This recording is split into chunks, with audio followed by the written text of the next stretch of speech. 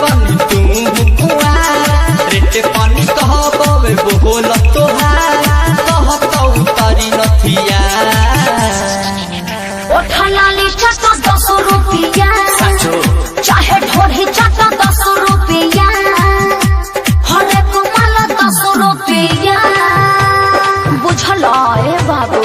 Presented by Tarana Music. DJ Manish Raksol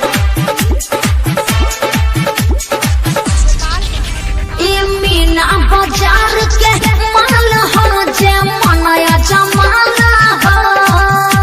अरे वो सब नाम मिले अरे हो तनी देखिया से देखिया संताव हो तनी मुंडे बनाव हो शुरू ऊपर से कहनी की नीचे से ई तू ही बताव हो दिले बारू चांस तो करे दरमा कोहरा में अब होई थोरो डभाल मजा न कर छिया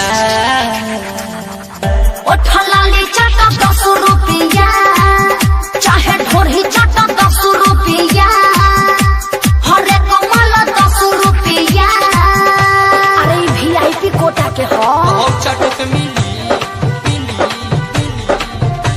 DJ Manish Raksol